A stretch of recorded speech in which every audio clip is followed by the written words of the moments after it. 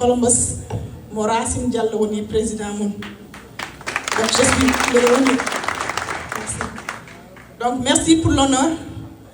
Donc bidon tan ko pular mi jubbo hen seeda en wayno tan o heewani no feewi mais ko pour yettude arbe be fof hande ubbude haaji mun hammuji mun pour tawtorede gal o dingal ene wayno on jodni on pewni sabu Columbus wadama représenter hande neddo bayro no birangul dawul abede teddude so ari foti ko teddinede on jaarama e gal don teddungal no mawnam kawtam wini ene wayno biram hande wona neddo poddo président sen der Mauritanie sabu ko kabanaado ndedo hare fondi hen fof fondi hen kaso fondi hen kasanke eden gandi hare nde hande so wona ko gittuda mbadda e mari ala ko wanantuma donc dariido woppi gurdam mun fo haba ngam potal e nder leydi men ona wa yobde dum donc pobbo nemo dokke mo tele en tant que neddo non bado o représenter FPC min halam hen juutata non seulement je représente FPC mais je représente la coalition anti-système. Coalition anti-système ko firti.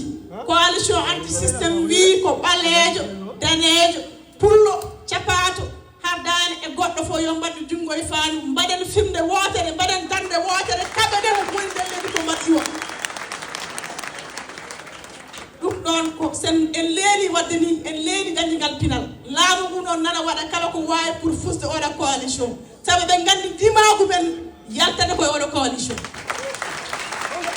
donc ko weltare mawde pour waawde daraɗo henne hannde haalde e inde FPC bismade kawmen bamen hono Biram Da Abeid mais aussi pour teŋtinde pour yonnude pour waɗde fayidagal e coalition anti systéme Tijan haali nane pelle nan ɗo kadi fof kadi gotum ira e FPC muji defana toon mais ciftorede gummi ɗon toon oɗo dernier message jeeyi ɗum ko hoɓɓe men hoɓɓe Allah woni arɓe ɗo ko ɓooyani on ngari ɗo ko ɓooyani on gardi no feewi on ngari e keewal leydi ndi muusi yimɓe nandirde kayitaji nandirde warehouse nandirde otoji nandirde work permit nandirde drivers license batte hen haɗa nde ko hende jeeya Pular wi so leggal wone maayo duuɓi temedere ngal won sa nooro sen mbaɗi Amérique ɗo 104 dimanche ken fulɓe d' abord ken Mauritanie ken ɓaleɓe en jeeyaka ɗo en gonta en jogoɗan jeeyat ɗo ko Mauritanie jeeyata ko toon fata donc hara nde mbatte ɗum e programme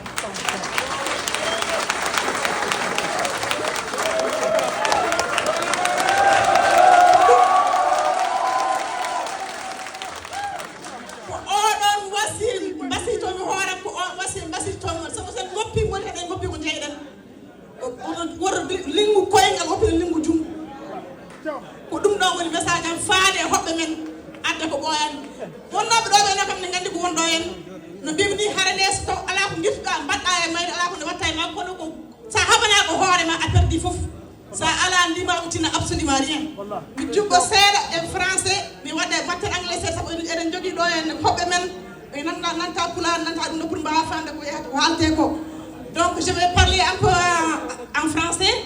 Donc c'est en français anglifié, malheureusement. Donc je disais juste que nous souhaitons le bienvenue à notre hôte, le président Biram Da Abeid, qui est vraiment quelqu'un à nous représenter ici ou en Mauritanie. Donc nous, les opprimés de la Mauritanie, tout ce que nous pouvons dire, c'est de vous remercier pour ce que vous avez fait pour cette cause. Parce que nous savons tous que cette cause, c'est une cause qui peut mener à la prison ou à la mort.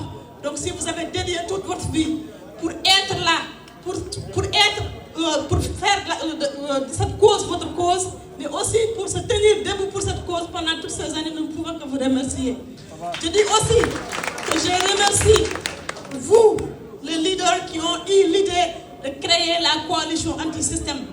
Parce que la coalition anti-système, c'est quoi? La coalition anti-système, c'est de dire à haute voix que les Mauritaniens, que tu sois Hattani, que tu sois Pulaar, que tu sois Soninké, que tu sois Mont-Blanc, nous sommes tous ensemble et nous devrons tous se battre main dans la main pour que ce pays change après.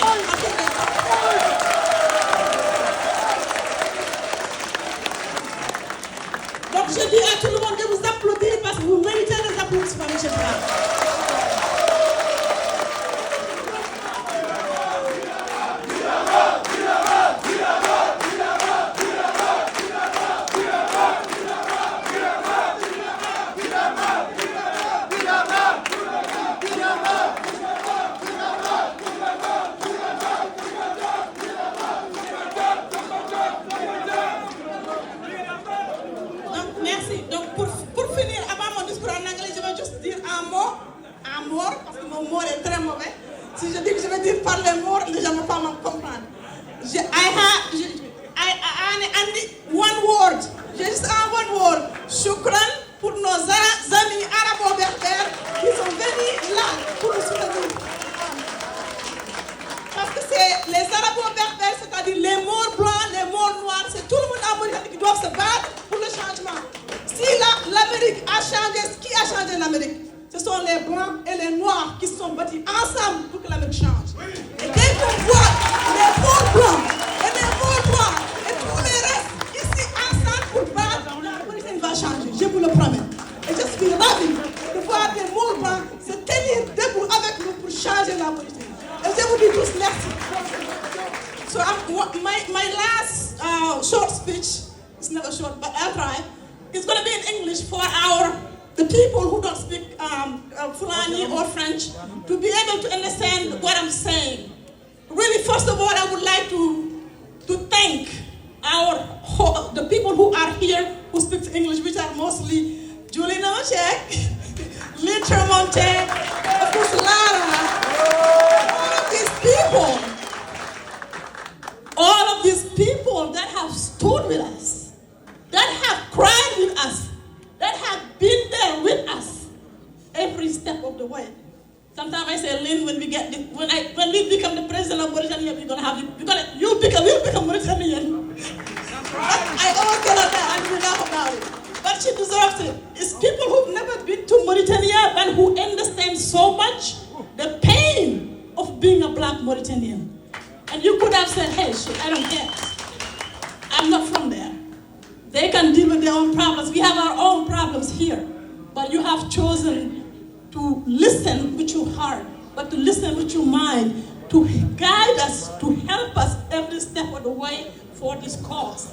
And with people like you guys, I am certain, no doubt in my mind that this country will change. When will it change? No. But eventually it will happen because nations don't have morals. Nations have interests. But it's going to be people like you guys, people from the bottom up that will listen, that will walk with us. That's the only way we're going to change Mauritania. And eventually it will happen. I have no shadow over that. Thank you. Thank you so much.